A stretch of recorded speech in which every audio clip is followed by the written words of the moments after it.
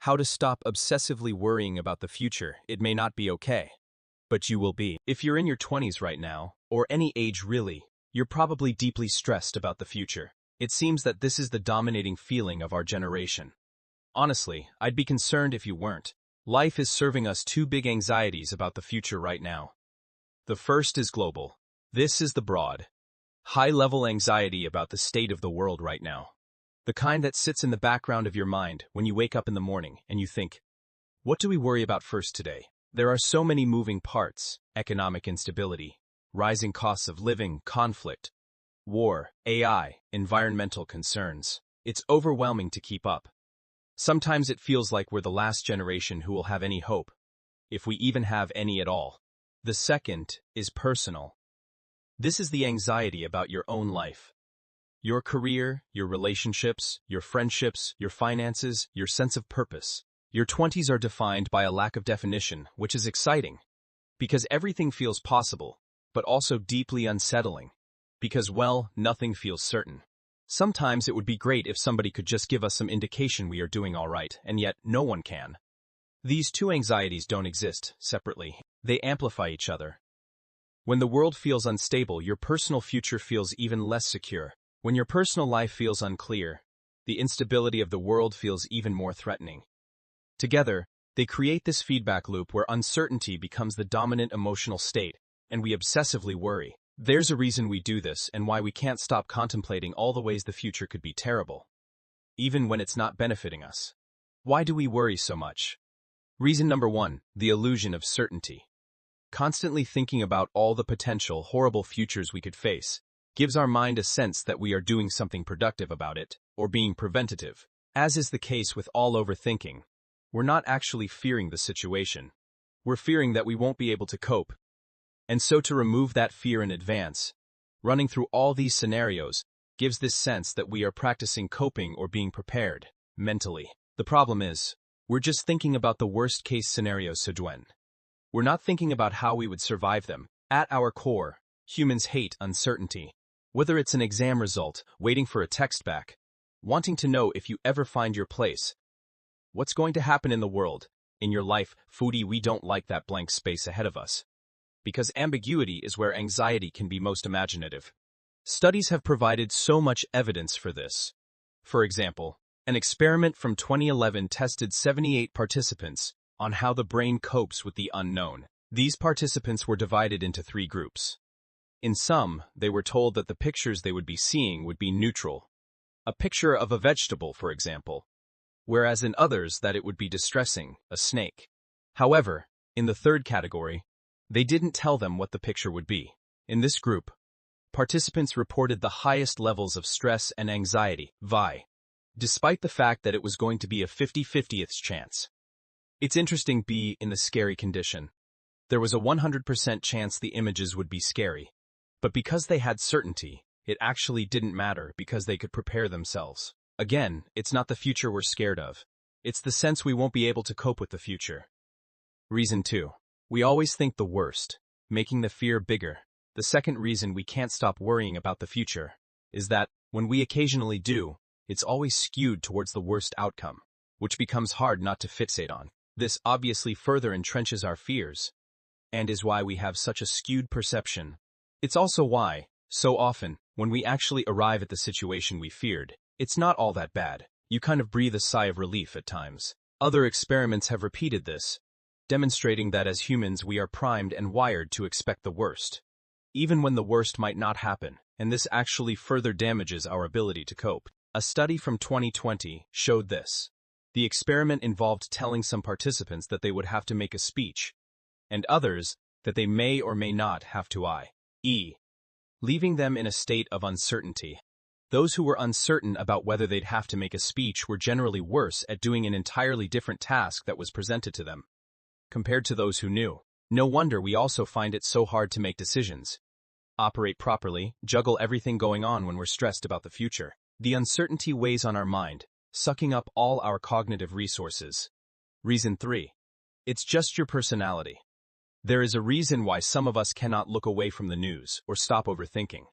And it's not just because we're more sensitive or politically engaged. It's because we are high in a trait called intolerance for uncertainty, SUDI, a compulsive drive to want predictability and closure. This trait was first identified in the 1990s by researchers in Canada. They found that people with this trait often need for reassurance and have a tendency towards excessive information seeking. The cost of worrying about the future.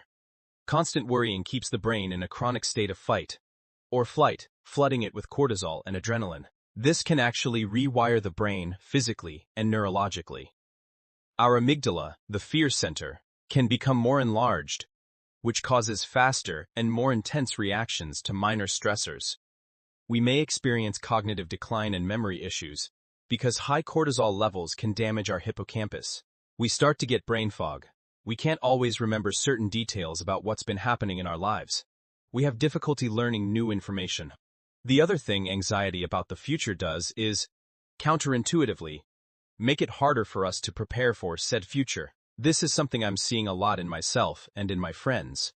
Why bother setting goals, being ambitious, saving, investing, making plans?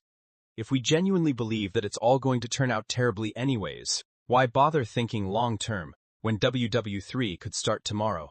In that way, anxiety about the future makes us incredibly impulsive. This can show up in strange habits that are unusual for us.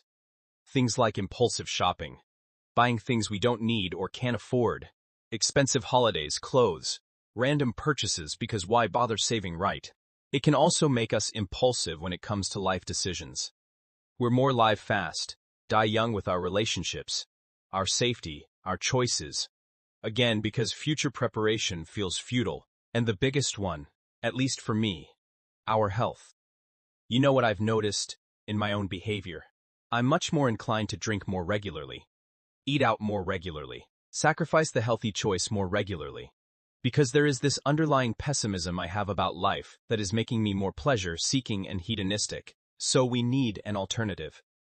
If we can overthink the negatives, we need to train our brain to overthink the positives as well. And that's exactly what we're going to do. How to stop obsessing over the future. This is a quote I always come back to. When we catastrophize, we suffer once more than we needed to. Instead, let's flip our overthinking little brains on their heads. Take any terrible, worst-case scenario. Your brain is cooking up about your future or the global future. And, instead, consciously, deliberately imagine all the ways it could go right. Put it in your Notes app. Write it down. Challenge yourself to find alternatives that break this negative closure-seeking, catastrophizing spiral. It might not change your reality, but that's not the objective, because negative thinking won't change the reality either. It just stops you suffering twice, and also means that you are more mentally fresh and prepared for whatever comes next, because you haven't already exhausted your mental resources on your imagined future. This strategy was taken a step further by behavioral research scientist Alison Wood-Brooks, who suggested that we can relabel anxiety as excitement. In her work, Alison investigated people's responses to tasks that made them fearful, scared, nervous, such as public speaking, a meeting with a boss, a first date. In most cases, she theorized that people thought that the most effective thing they could do beforehand would be to calm down. So they would focus intensely on trying to ignore the feeling as a way to curtail the feeling. Brooks' research, however, observed that getting participants to make statements like, "I am excited," "I'm interested," "I'm curious about the possibilities," actually was more effective. I think it's equally valuable to also start shrinking your timeline a bit. Instead of asking, "What is my life going to look like in 5 years?" or, "Am I on the right path?" you bring your focus back to something far more manageable, the next week, or even just the next few days. What are you doing this weekend? Who are you seeing? What is one thing, just one, that would make the next 7 days feel meaningful or productive? What can you achieve in 2 months, rather than projecting yourself further and further into the future? This isn't about lowering your ambition. I think it's more about redirecting your attention to a time frame where your actions actually have power. I also think it's valuable to reflect on all the times you imagined the worst-case scenario.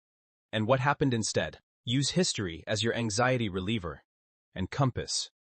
Equally, visualize yourself in the worst-case scenario as you actually are, capable, not passive. This is another reason why I think our anxiety about the future is so intense at times. We think of all these things happening to us, and not with us involved. One of the most famous Stoics, Marcus Aurelius, practiced something every morning called negative visualization. He'd imagine every single thing that could go wrong that day, and what he would do to fix each thing in each case.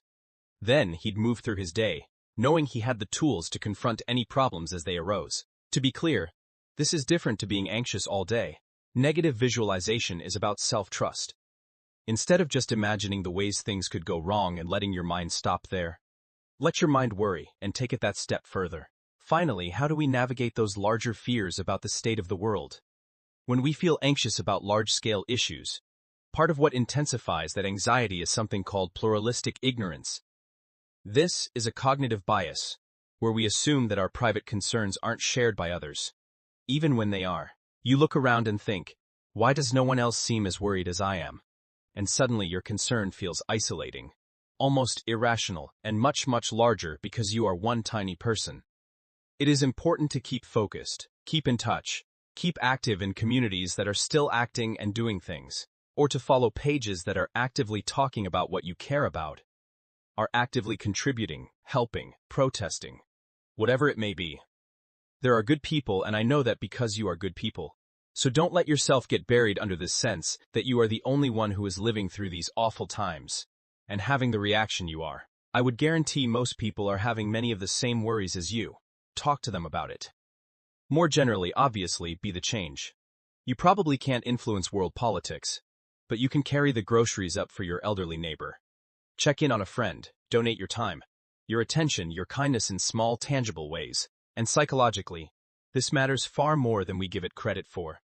When we feel overwhelmed by global issues, we often fall into what's known as learned helplessness, i.e. the belief that nothing we do will make a difference. So we stop trying altogether. But small, local actions interrupt that pattern.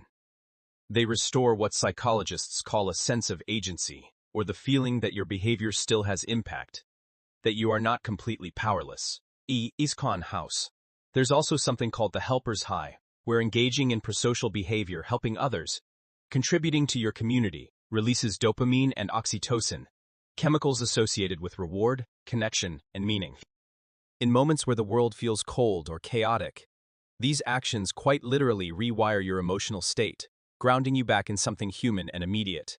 Like, share, and subscribe my channel.